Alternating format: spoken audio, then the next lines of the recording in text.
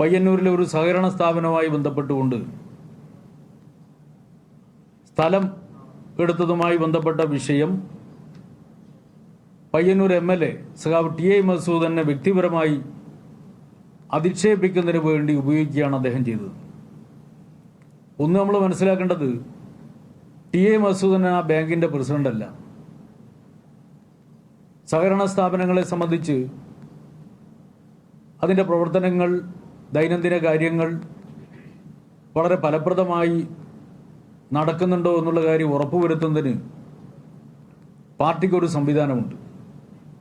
എല്ലാ സഹകരണ സ്ഥാപനങ്ങളെയും ബന്ധപ്പെടുത്തിക്കൊണ്ട് പാർട്ടിക്കൊരു സബ് കമ്മിറ്റിയുണ്ട്. ഭരണസമിതി അംഗങ്ങളും പാർട്ടി നേതാക്കളുമെല്ലാം ഉൾക്കൊള്ളുന്ന ഒരു കമ്മിറ്റിയാണ് ആ കമ്മിറ്റി. ആ സബ് കമ്മിറ്റിയുടെ കൺവീനറും ടി.ഐ. മധുസൂദനല്ല. ബാങ്കിൻ്റെ പ്രസിഡന്റല്ല, വൈസ് പ്രസിഡന്റല്ല, ആ ഭരണസമിതിയിലെ അംഗമല്ല. ബാങ്കിൻ്റെ സബ് കമ്മിറ്റിയുടെ കൺവീനറും ടി.ഐ. മധുസൂദനല്ല.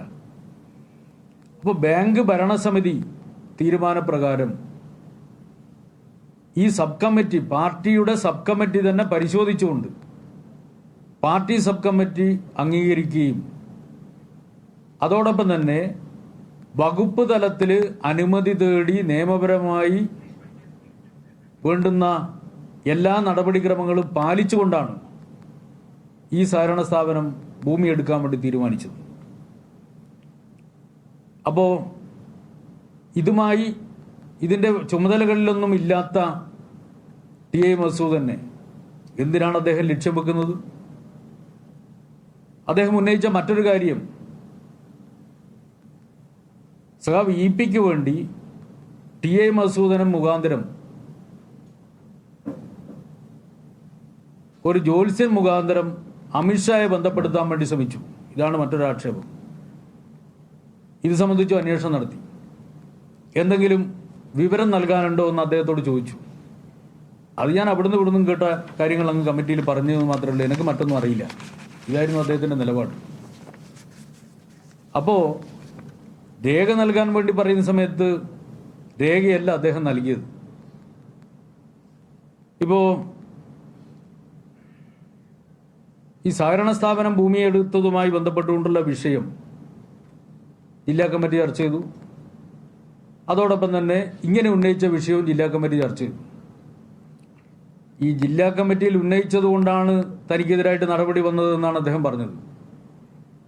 ജില്ലാ കമ്മിറ്റിയിൽ ഉന്നയിക്കുകയല്ല ഇത്. ജില്ലാ കമ്മിറ്റിയിൽ ഉന്നയിക്കുന്ന വിഷയം,